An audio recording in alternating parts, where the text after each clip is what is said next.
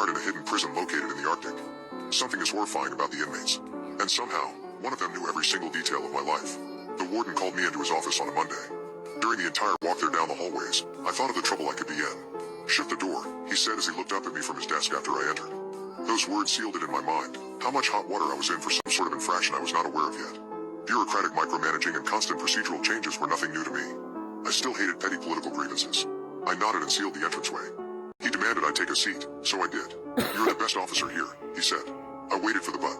I anticipated news of termination. I saw a forced transfer to some mundane position filing paperwork headed my way. "I want to give you an opportunity," he said. "You will make $600,000 in 1 year. Your benefits will remain unchanged. You would have less oversight than what is present for you now.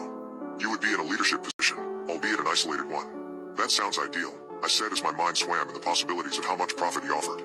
"There are only 2 things we ask of you. One is that you cannot tell anybody about your new position. 2 is you locate somewhere else. There's a prison in the Arctic, and that is where your life will be for the next 365 days. The confusion must have been readable on my face. "If your wife asks, tell her that you are going to a federal academy. There is no cell service or Wi-Fi there. Any contact you make with her must be through snail mail. We will handle the addresses given. If you decline this offer, then this conversation never happened. Do you understand?" I contemplated the pros and cons.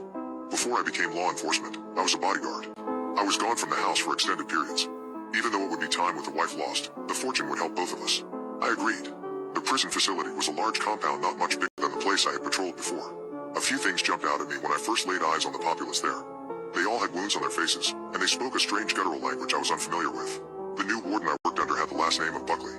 He had noticeable scar tissue beneath his eyes. His attitude towards me at the beginning was hardly welcoming. If anything, he acted as though I was a burden. He seemed to resent me due to the mere possibility of having to train me on things. One evening, Buckley ordered me to do a cell extraction. Christopher Aluko was the name of the inmate we had to deal with.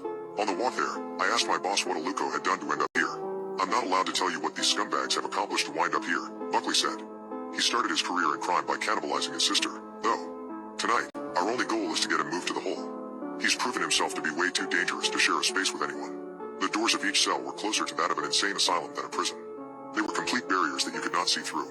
It was me and 3 other guards who were about to deal with this high-profile detainee. The supervisor was present, doing the thing the bosses generally do. That is to say, he remained on standby and did not get his hands dirty. Upon walking in, the first thing I saw was Aluko sitting upright on his cot.